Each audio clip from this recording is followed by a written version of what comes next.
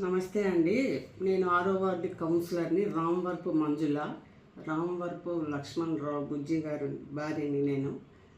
నేను వైఎస్ఆర్సిపి 6వ వార్డు కౌన్సిలర్గా గెలిచాను.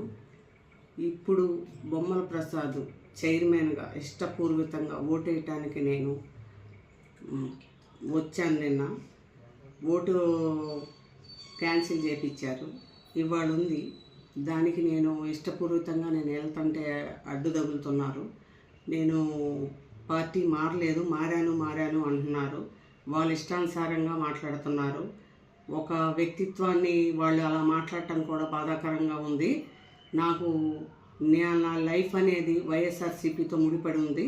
నేను వైఎస్ఆర్ పార్టీని నమ్ముకొని ఉన్నా. నేను జగనన్న గారి అభిమానిని. జగనన్న గారికి ఎంత సేవ అయినా నేను చేస్తా, ప్రజాసేవ చేస్తా. పార్టీకి ఎంతైనా నేను కట్టుబడి ఉంటా. మేము పార్టీ మనుషులం. దీంట్లో ఎవరి ప్రమేయం లేదు. నా సొంత నిర్ణయం ఇది. అది నా భర్తకు సంబంధించి ఆయన విలువలు కాపాడటానికి నేను ఈ నిర్ణయం తీసుకున్నా. నేను ఎవరు చెప్పమంటే చెప్పేది కాదు. ఇది ఎవరికి ప్రమేయం లేదు. ఇందులో మా అబ్బాయిది కూడా లేదు. నా స్వతహాగా నేను మాట్లాడే మాటలు ఇవి. నా సొంత నిర్ణయం ఇది. నన్ను ఎవరు మీరు పెట్టద్దు.